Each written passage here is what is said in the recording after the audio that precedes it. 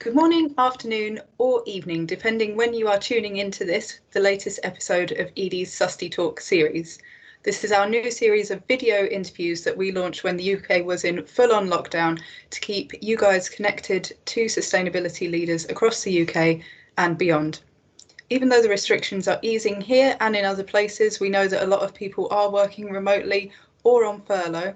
So the series is continuing and connecting you all. For today's episode, I'm delighted to be joined by James Robey from Capgemini, a long-term favourite on our podcasts, interviews and at our events, but who we haven't really caught up with in a while, I don't think, have we, James? Not for a while, Sarah, no. No, so how have you been? We're doing all right. I guess the team, which I have both here in the UK and around the group, are quite used to working remotely. So the transition to being working at home is perhaps a little less extreme than for many, but certainly it's unusual times. No, and I know we've talked about this personally, but sort of in the old normal pre-pandemic, what would your typical working week and your week with your team look like? So normally, I guess I'd have probably been in London a couple of days a week, at home a couple of days a week, and then quite regularly travelling abroad, either to Europe, where our head office is in Paris, or longer haul to the US or India, where we have large numbers of people as well. So in some ways, it's been quite nice over the last 6 months to not to have to travel. In other ways, obviously missing many colleagues and friends around the world. Mm-hmm. No, there's definitely a duality to it, and I've said many times before that I'm really missing heading up to London for our events as well.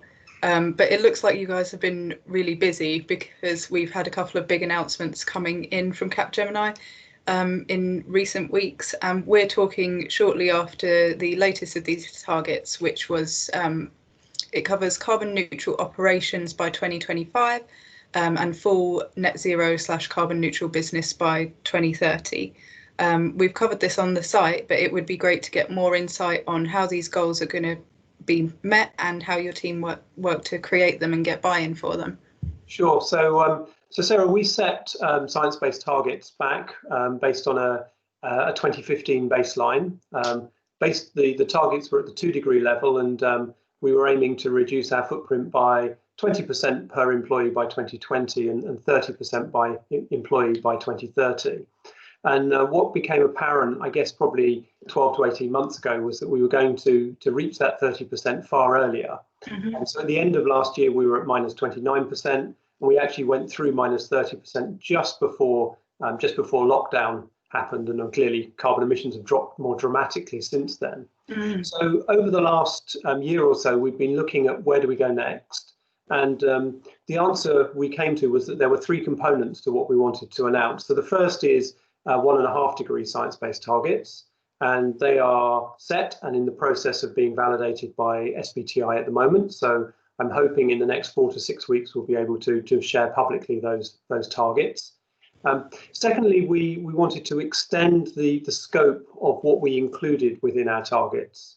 So for the first time, we've added commuting into the targets, and we've added the supply chain into the targets. And that's then given us the roadmap that you talked about just now. So by 2025, at the latest, being carbon neutral. And so that's across our operations, travel, energy, commuting. And we will look to use high quality offset, removal-based high quality offset for anything that we can't reduce. And then the second step in the commitment is a commitment towards net zero across the value chain by 2030. So we are kicking off a new supply chain program looking at carbon in the supply chain, and the view will be that by 2030, anything that we can't reduce in the supply chain, we will again offset using good quality removal-based offsets. Great. That brings me on to sort of the next question. People always ask sort of what role does offsetting play in this process? It seems that you guys you get updated emissions figures a lot more often than annually, which I know is how some businesses get them. And yeah, so I'm presuming that will help you slot offsetting into the strategy later on in the game. Yeah, I suppose the first thing, my view of offset is always it has to be the last thing you do, not the first thing. So That's why we were really keen to set 1.5-degree science-based targets and give us a really ambitious sort of glide path in terms of carbon from energy, carbon from travel, and carbon from the supply chain, and water and waste, and all of those other things that we measure. So first of all, it's worth saying that from our perspective, offset is where you go last. Secondly, we wanted to make sure that the offset was meaningful. So we wanted to make sure that it was removal based and high quality. And we're just going through a process at the moment in terms of defining the standards that we'll be using for procuring offset in the future. So that will be the first part of the story. And secondly, as you said, we've got quite a detailed carbon accounting system. We pull together our carbon data on a monthly basis, which enables us to use that data quite dynamically. One of the things that we'd introduced here in the UK just before lockdown was a carbon dashboard which we can use with our clients. So by tracking all of the travel that we do within the business using sort of individual client project codes, we were able to build profiles client by client of the carbon associated with the delivery. And that enables us to then start a conversation with the client about the carbon footprint of the way we're delivering. And it's been really interesting. I mean, again, this was going back a few months before sort of travel stopped. But the number of clients who were really interested in that data and really interested to have a conversation about exploring how can we deliver in a lower carbon way. And has that interest continued? I know that when we last spoke, you were saying it's really moved from a sort of push to a pull from clients. Absolutely. I mean, I think the interest has been amazing from a client perspective, from an executive perspective.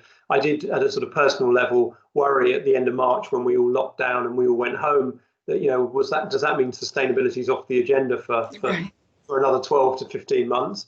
Thankfully, that's absolutely not the case. Certainly, that's my experience. It's certainly not off the agenda.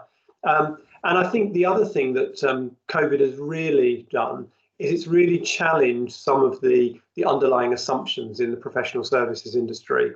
And I picked this up talking to friends and colleagues in other professional services businesses as well, where whether it's manager mindset or whether it's client expectation, that consultants or project teams have to be on client site 5 days a week, week in, week out. And actually, COVID-19 has caused that sort of disruption event where, you know, many clients have had a decision to make. If they want their projects to continue, they've had to accept remote working pretty much overnight. Of course.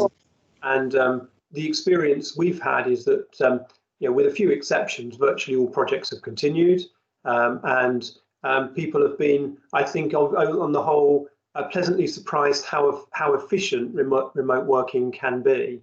And I think I've even spoken to some people who've reported back that actually with their teams working at home, productivity has increased. And one of the big things about lockdown that we've touched on a couple of times in this conversation so far is transport. And you mentioned how the scheme is going to cover sort of commuting, and that was a really odd timing to start considering that. When we last spoke and I produced sort of standalone leaders interview with yourself, you talked about the role which behaviour change plays in delivering against targets, and specifically at initiatives to combat business travel where possible using sort of remote working, tech-based solutions, or where the travel has to be done a sort of lower carbon alternative. It'd be great to get an update on how you're pivoting your behaviour change and engagement around this or other issues. We know this is something that a lot of people have had to deal with, is that sort of employee client engagement from a distance. And thankfully, from our perspective, the business was very equipped from a remote working perspective. You know, most of our people were committed, were equipped, to work from wherever, typically quite often on a client site. So actually, the shift to working at home was not too difficult from an IT perspective.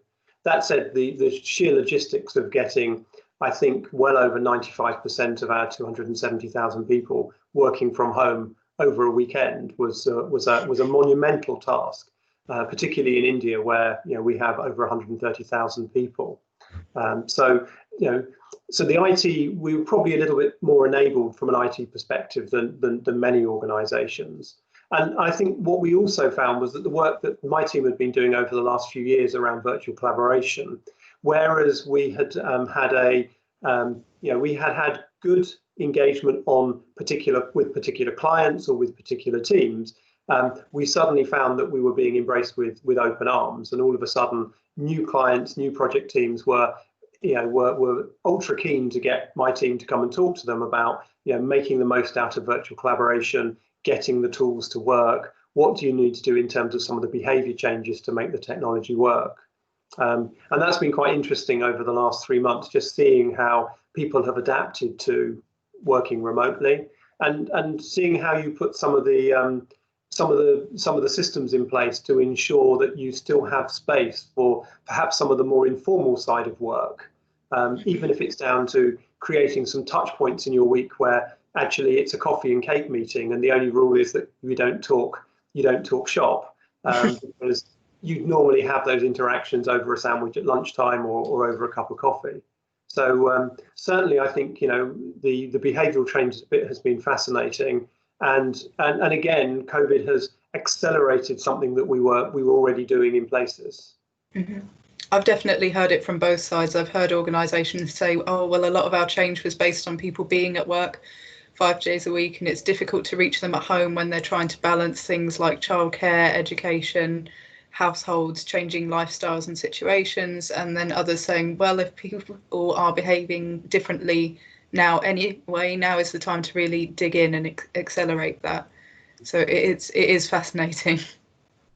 And I think if you are managing people by results, then it's just accepting that you have to have a greater degree of flexibility. So not everybody can start work at 9 o'clock if they've got to sort the kids out, or they've got to share the childcare between two partners. And certainly, I've got colleagues who, one does the morning shift from 6 a.m. till lunchtime, and the other does the afternoon shift from 1 till 8, and they divide it up that way. So mm-hmm.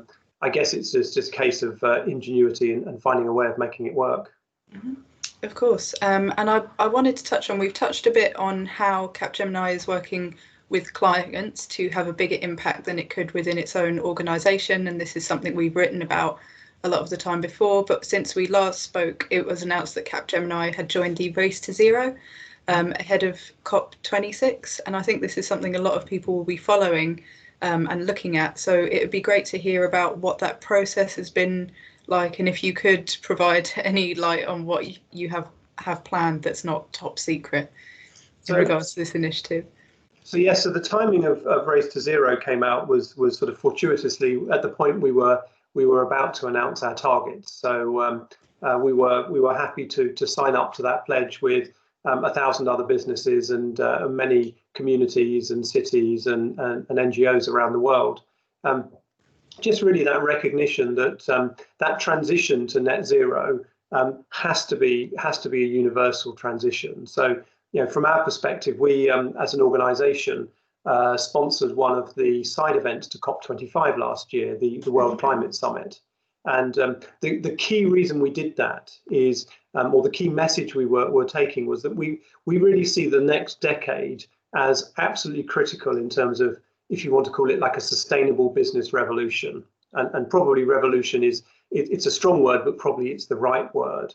If you look at what's needed, if we are going to transition to the needs of a 1.5 degree pathway, it's nothing short of radical. And from a Capgemini perspective, we're in the business of transformation. So actually, it's a fantastic platform for having conversations with our clients. But I think ultimately, campaigns like Race to Zero are great because they really focus the mind on, we need a universal transformation, and we need to engage, not just the top 100 or the top 200, but we have to engage thousands of businesses in that transition to a sustainable outcome. Mm-hmm. No, it's how they put it in the IPCC reports. It was, I think, rapid, far-reaching in all parts of society. That was the phrasing that they made very clear from the outset of the report.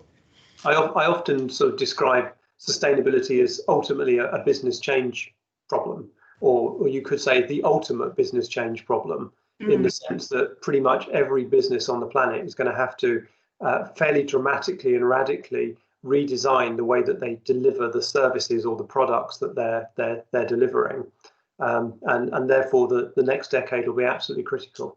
Mm-hmm. Did you get to go to COP25, or will you be heading to COP26 to have those discussions yourself? So I was part of the World Climate Summit in COP25. In fact, I think probably more people got to COP25 because it was moved to Madrid than where it was originally scheduled to be in Chile. And we're looking at COP26 at the moment, obviously postponed by a year. And so we're in discussion with some of our NGO partners. We're in discussion with the government as well in terms of COP26 and how it can be made as meaningful as possible. So certainly hope to be there next year, in person or virtually, however it plays out, and hopeful that COP26 will be rather like the Paris COP, a milestone COP in terms of the ambition and aspiration that we need. Mm-hmm. Well, I have my fingers crossed for you, and obviously this is something we're going to be following in a big way over the coming, well, more than a year. I think that's all the questions we have time for today, James. I know we could chat all day, and we probably have at past events, but that's all the questions we have time for in this particular episode. If you are looking for past episodes of this series, they can be found under the Susty Talk website on the Susty Talk tag on our website and the Susty Talk playlist on our YouTube. And we will be publishing new episodes every week, at least one a week. But for now, I hope you've enjoyed this conversation as much as I have. And thank you so much, James, for coming on the call. Thanks, Sarah. A pleasure. No problem. And I hope that you and everyone watching this talk stays safe, stays well, and keeps up the conversation. Thank you.